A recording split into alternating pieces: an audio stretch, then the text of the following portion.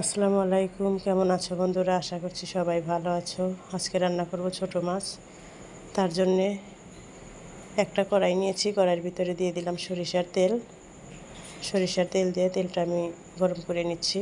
নিয়ে ওর ভিতরে দিয়ে দেবো হচ্ছে পেঁয়াজ কাঁচামরিচ। দিয়ে পেঁয়াজ কাঁচামরিচটা আমি সুন্দর করে নেড়ে নেব।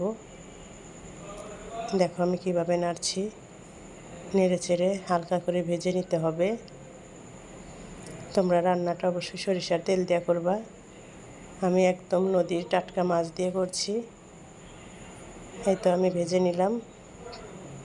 ভেজে নিয়ে এর ভিতরে দিয়ে দেব হচ্ছে একটু পানি। দেখো একটু পানি দিয়ে দিলাম। পানি দিলাম কারণ যাতে মশলাটা পুড়ে না যায় সেজন্যে। তারপরে দিয়ে দিলাম জিরা বাটা। জিরা বাটা দিয়েছি 1/2 টেবিল স্পুন। তারপরে রসুন বাটা দিয়েছি 1/2 টেবিল স্পুন। দিয়ে আবারও নেড়ে চেড়ে নেব। নেড়ে চেড়ে নিচ্ছি। দেখো আমি এক হাতে ভিডিও করছি, ভিডিওটা একটু নড়াচড়া করছে, তোমরা কিছু মনে করো না। এরপরে দিয়ে দিলাম হচ্ছে মরিচের গুঁড়া, লাল মরিচ। তারপরে দিয়ে দেব হচ্ছে ধনে গুঁড়ো। দিয়ে আবারও সুন্দর করে নেড়ে নেব।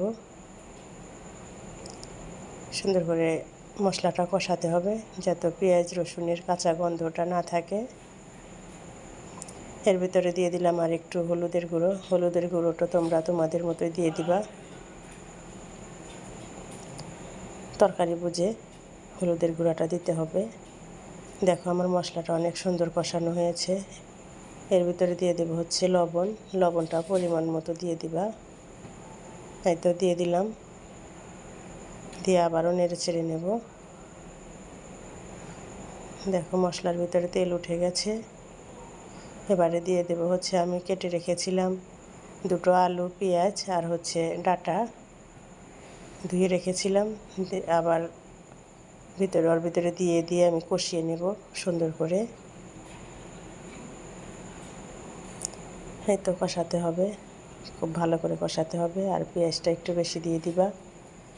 আমি অল্প একটু পানি দিয়ে দিলাম যাতে তলানিতে লেগে না যায়। দিয়ে এরকম করে আমি কষিয়ে নেব। দেখো আমি অনেকক্ষণই কষে নিয়েছি।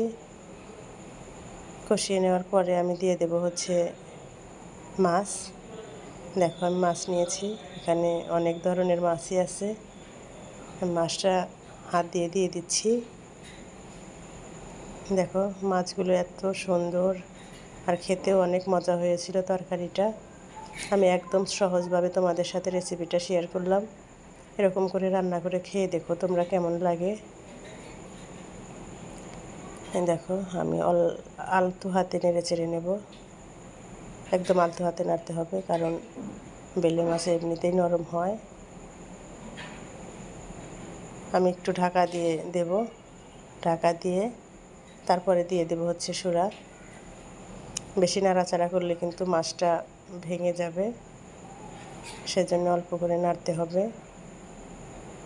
এই তো দেখো আমি ঢাকা দিয়ে দিয়েছিলাম, আমি আবারও আলতো হাতে নেড়ে দিচ্ছি।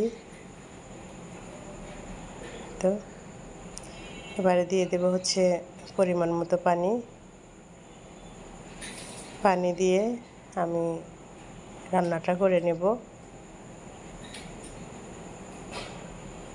দেখো রান্নাটা কালারটা কত সুন্দর আসছে না? অনেক সুন্দর কালার আসছে। দেখো আমার তরকারিটা বলক উঠে গেছে, প্রায় শেষের দিকে রান্নাটা। এরকম করে তোমরাও রান্না করে খাইবা। আর আমার ভিডিওটা যদি ভালো লাগে অবশ্যই লাইক কমেন্ট ফলো দিয়ে দিও। আল্লাহ হাফেজ।